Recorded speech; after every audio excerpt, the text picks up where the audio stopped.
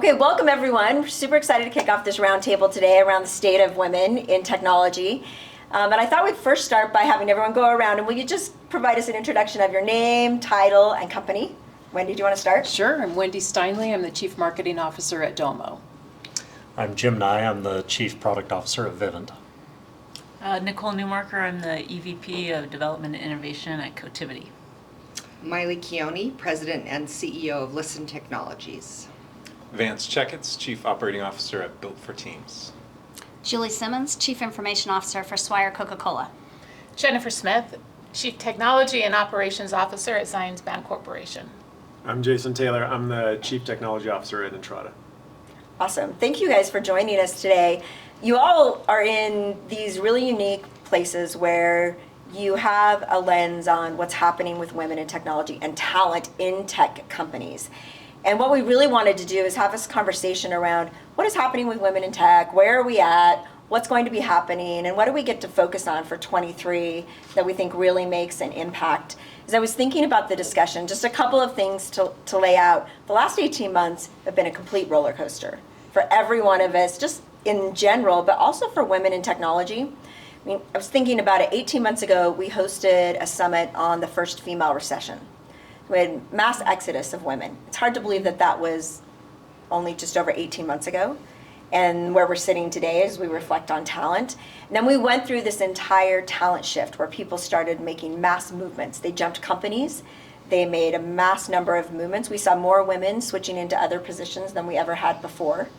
And then we saw the whole quiet quitting over this last year, which one of the indicators in one of the recent Qualtrics studies of like 14,000 individuals, including women in tech, women in senior roles have seen the lowest number of willingness to stay in current positions. So their willingness to stay dropped down to 68% from where it had been at 86% the year before. And so what starts to happen is if we lose women in middle management, we're losing them in executive positions, which means all of the equity and the liquidity we're trying to create for people changes, and we don't increase all of the things that are really critical. And then now this year, we're looking at a completely uncertain economic climate. In 18 months, we've had all of those things face women in tech and everyone in general. We were at the event a week ago. We had a number of women there who have recently been laid off from positions in the last couple of weeks. So now we're facing all of those various things. And then the other two things just to throw in there as kind of backdrop is when we've talked to women in tech, one of the greatest things that has happened is flexibility is no longer a term just women use.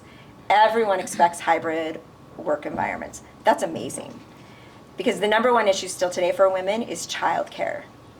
And the childcare crisis is now switched. So we've got all of these things that are facing us that I think are really worthy of discussion today around where we're at and what we're facing and where we want to go. So with that landscape and backdrop, what are your thoughts on where we're at right now? And then we're going to talk a little bit about what we think happens this coming year. Where do you think, with all of that as a background, that we're sitting right now for women in technology?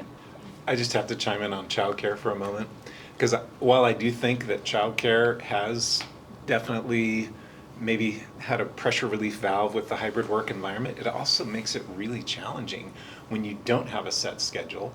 And interestingly, most employers are just feeling like, oh good, we don't have to solve for childcare. When really, I think a lot of the onus should be on the tech companies, on us, right, to help solve for more flexible childcare. And so I think it's maybe distracted us from the fact that there really still is an issue, that kids need to be taken care of. And just because you're working at home doesn't necessarily mean that the kids are being taken care of. It's hard to work at home and have little kids running around. So it's helpful, but I think it's just a temporary distraction away from the fact that we still have a problem that hasn't been solved. Agreed. I think it's still one of our number one issues. The Chamber released a report just a couple of months ago, and childcare is our number one concern for women in the workforce and women in technology, and we haven't figured it out at all yet. Well, isn't it interesting that they say, well, now you're at home, your childcare's fixed, but whatever you do, don't take care of your kids while you're home. You're supposed to be working. So it's this really mixed message. I think that flexibility also has to extend not only, I think male and female workers, women and men, because for me, with fairly young kids at home, it's been an opportunity for me to spend more time with my kids and have the mix of family and work at home. And so I think flexibility in the entire workforce will help create more opportunities for women to stay in the workplace and not feel like they have to go home, but men to also have an opportunity to do more on that front and be at home more often too. That's so incredibly important, because I think that one of the places where we're at that we need companies to help propel is this concept that men or the dads are as important as caregivers as women. And we need that as women in order to have the flexibility to grow and advance in our own careers. And it really starts with paternity leave. And setting that expectation up front that when a child comes into a couple's life, it's as much the man's responsibility as the woman's to form a bond and be a caregiver. And that has to carry through in order for women to have a partnership in raising children and being in a career situation. And that's just so critical. We need companies in Utah to really understand that men are equal caregivers. And flexibility is important for both, because I think we've scratched our head for years about the misnomer that flexibility equals less hours. And it is important for both, because everyone's at a different place in their life, and as businesses we have to help support that family unit no matter what that looks like, but also help people with their career development. More broadly around the state of women in tech, we are facing these questions broadly as a society around childcare. It's a policy issue, it's a company issue, it's an individual issue. And at the same time, what we've experienced over the last few years positions women to take advantage of opportunities that we haven't considered before. We aren't limited necessarily by the opportunities that are within a 60-mile radius of us. We can work with fabulous companies, see fabulous opportunities working here when headquarters is on the East Coast. So these are the kinds of things that we can take advantage of at this. There's a lot of challenges, but there are opportunities in front of us as well. I think that's one of the really interesting outcomes of what happened when you send everyone home is new opportunities came, and we have seen an acceleration of women into management positions because of that I don't think we would have seen otherwise, because there was this leveling effect. Everyone gained an appreciation for what it meant to live in a different world. And you needed something that was big enough to set that so that we could then figure out how to navigate going forward. Which I think is really great. Balancing. Yeah. Mm-hmm. Yeah, if I can try and summarize some of the comments here from like a high level state, there's I think of this graph where you have a state or a position on the graph, and then you have kind of trajectory you're on. It feels like we've changed the trajectory that we're heading in, but we're nowhere near where we want to be on that graph. We're moving in the right direction. We're having the right conversations. The right things are happening around flexibility of workforce, childcare, all this stuff. But there is a lot more to do to really make it so that we have the right competitive environment for our companies where we're taking advantage of everybody that's available to us in the workforce. We are doing things that are not right, that are alienating parts of the workforce that we shouldn't do today. And it feels like some of these things that we're discussing here are really changing the path that we're on, but we got to make sure that we continue to have these conversations and we stay with some of this stuff and continue to have these conversations, because there is generally more awareness of these problems, and it does feel like we're moving in the right direction, but we all have a lot to do. Absolutely. Jason, I think that's so important, because Sid, back to your first question of, what is the state of executive women or women in tech today, and how women are still leaving roles. And I think that what's going on to a certain degree is women aren't willing to suffer being in an organization any longer that hasn't figured it out about the need for equity, the need for having other people as allies. And we're beyond that time where it's okay for people in a company to not understand the need for diversity and equity and inclusion and belonging. And Top talent's not going to stay at a company any Right. longer that doesn't have that figured out. And so if women don't feel like they have, the mobility that they need, they will go somewhere else where they will have that and they will have the support that they need. And frankly, no woman wants to go in and be the first, torchbearer for diversity. It's just like, that's not cool anymore. So companies who find themselves without being where they want with the diversity really need to take action right away, come up with an action plan and start making things happen. That's right. And I really think about it too, that you have to create acceleration. Right? The difference is we can't be on the same path that we've been historically, or we won't make the changes enough. And you're right, it's just expected. I've long said that generally women in tech know what companies to work for, and they talk about it. And the way that they talk about it just happens in a different environment than maybe our male counterparts. But everyone knows the companies who have embraced policies and environments where women feel like they can thrive, and you see them generally going to those organizations. And if you're not doing those things, the cool thing is the community is also willing to share best practices, like what's working, what's allowing us to retain that talent, and then how do we go do that. You're right, you work a long time and you don't want to work in bad environments. Right. And so you just don't put yourself in those, and if you find yourself in one, you tend to move. Yeah, and I think the trend, COVID has made us all reevaluate what are we doing with our time, right? And I think that has added to this kind of sense of women just wanting to be in an environment that feels good. Exactly. I'm a little concerned that if we don't accelerate, though, I think to your point, Jason, we're moving in the right direction. I am concerned that we're going to lose some of our innovative capabilities that we get through diversity. I look at the customers we represent at Vivint across the country. We're business to consumer, and in building products that serve, all of America basically, I worry that with underrepresentation from women, that we're not going to be able to innovate and come up with creative ideas. I feel like it's going to be very male-centric, the products we build, if we don't do more. And I feel that way about our, about Utah in general as well. I feel like we need to retain, we need to promote the women, otherwise we're going to lose a lot of the innovation that has gotten us to this point. Sid touched on something earlier, though, that I think we're kind of not talking about, which is the pipeline of women.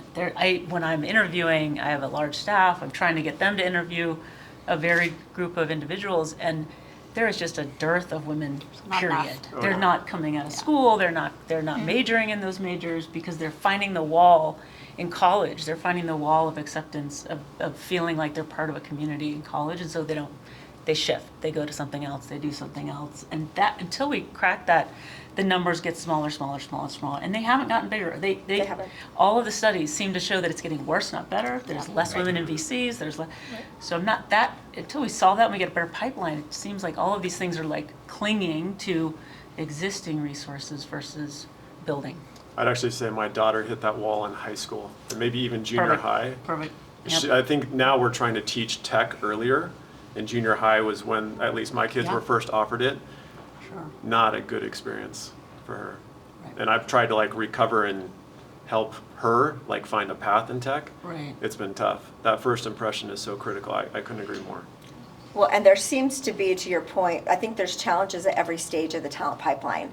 Now, it's not like you can universally solve the problem to the point that you're making, because we have hurdles that hit them early stage.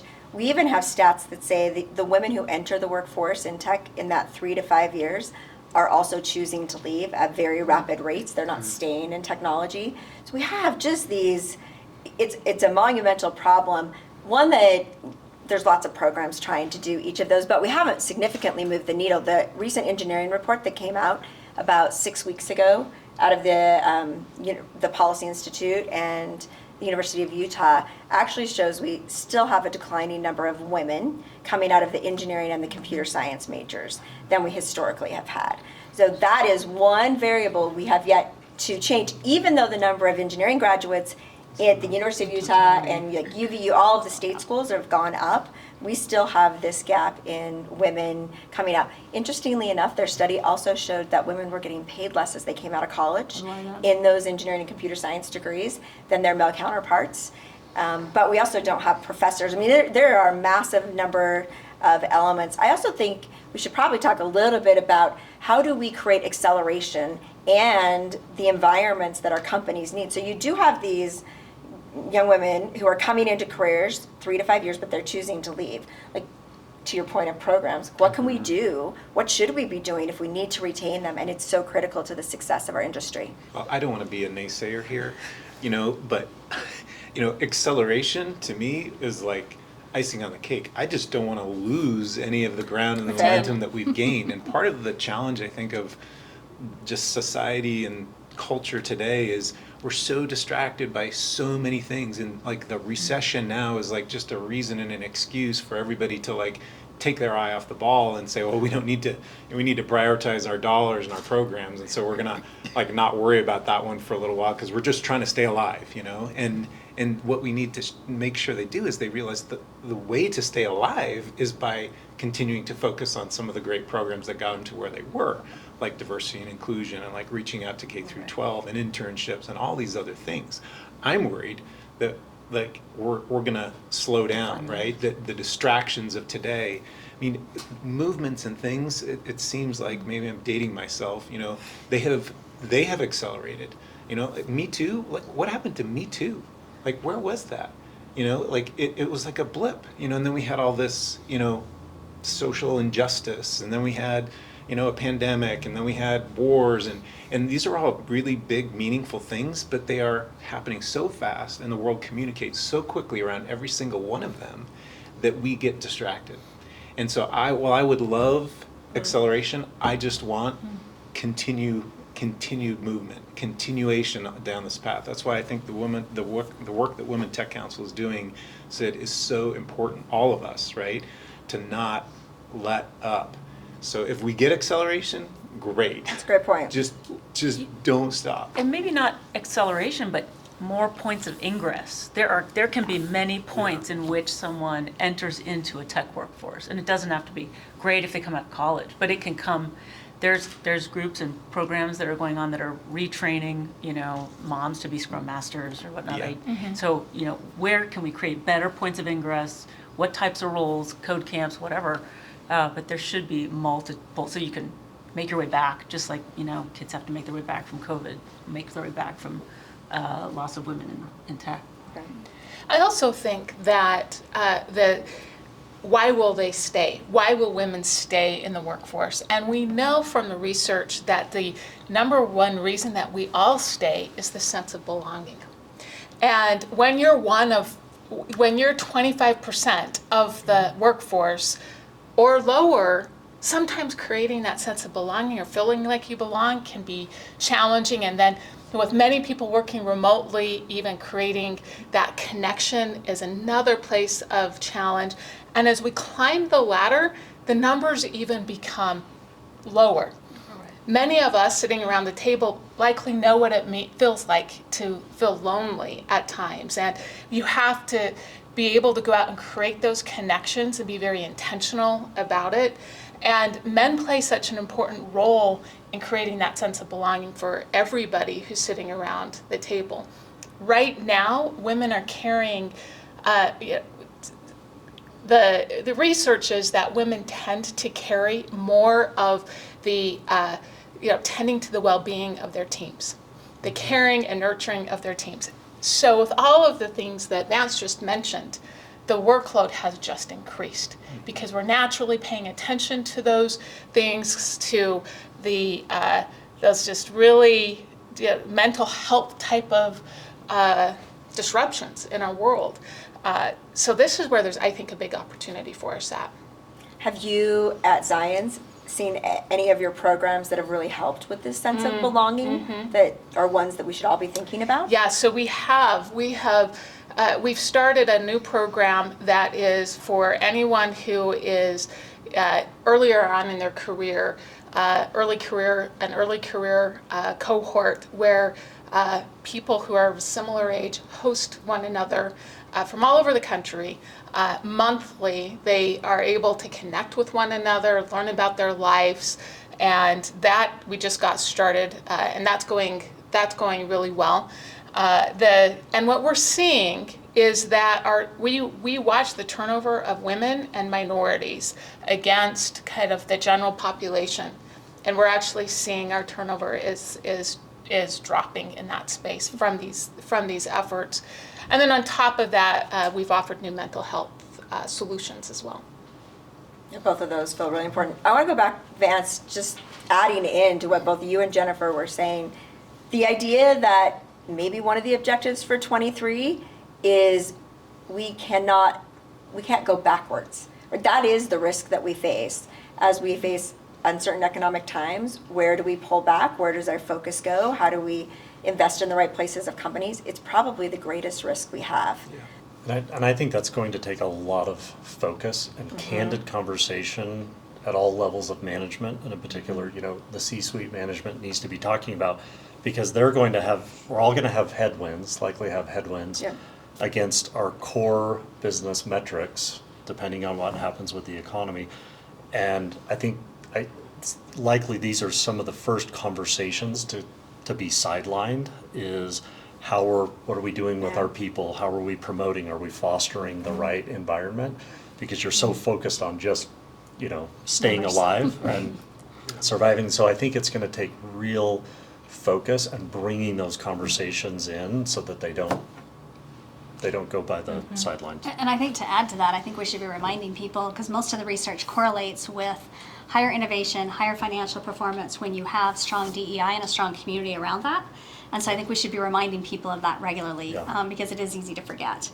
But at the end of the day, it's going to help our organizations be stronger. Absolutely. And it doesn't have to be hard. I mean, simplicity is always a fantastic word to use as an anchor for any program. And, one of the things we're doing at Domo is starting a Domo and Women group. And it's also a tremendous opportunity for people to get involved who want a leadership role and want to have a community in which to bring ideas and give back. And I think that that's one of those things that employees everywhere want, is they want to be able to make an impact.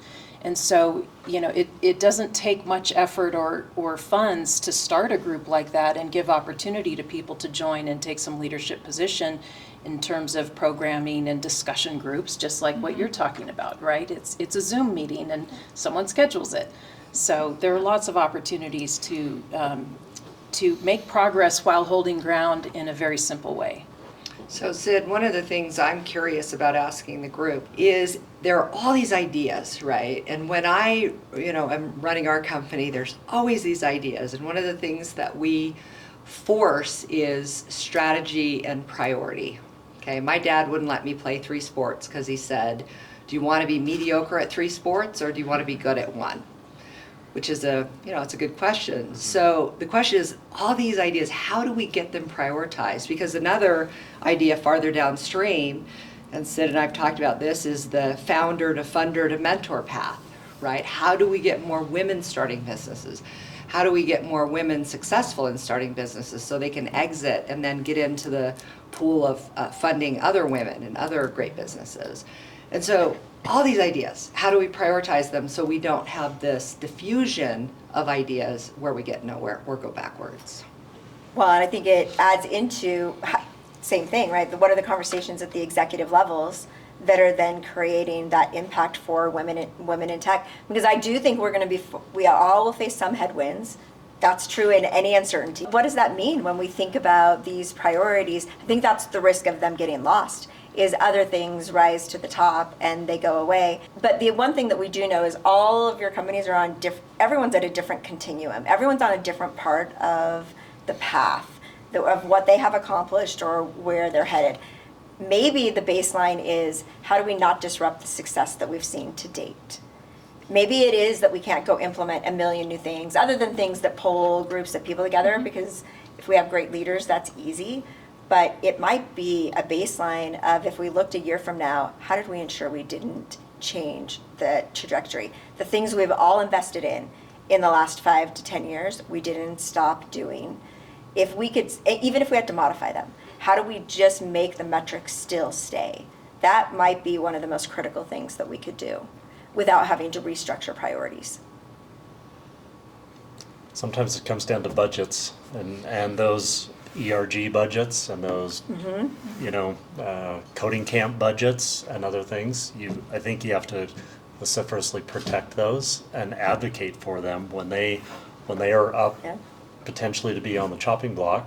You've got to fight for those and say we have to have those and make a strong case for why they're important, how it helps your pipeline of diversity and women, but also going back to it'll make us more profitable as a company to have greater diversity of thinking. So I think one, you have to just be in there and fight for it.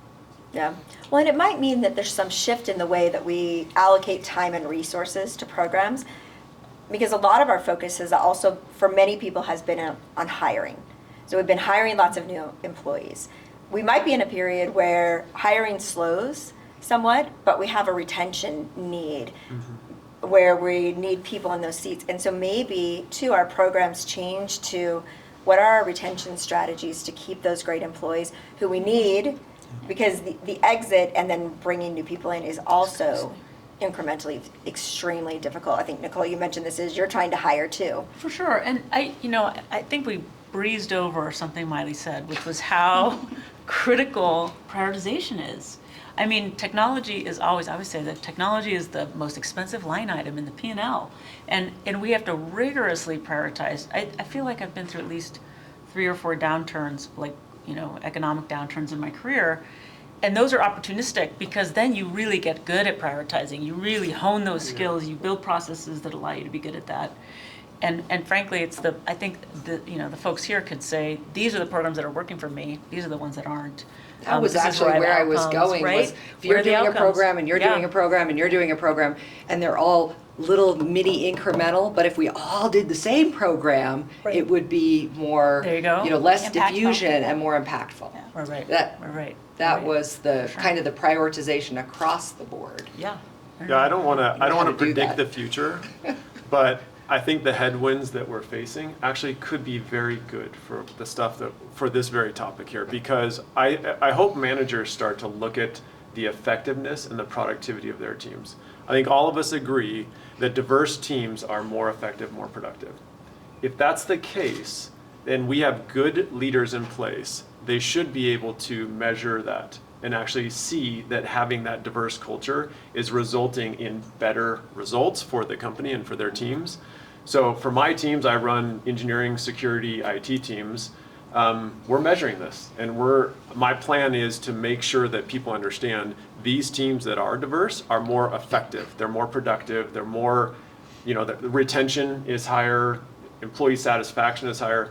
Whatever it is, I think that's really the opportunity ahead of us, is to show now that what we've done to this point is working.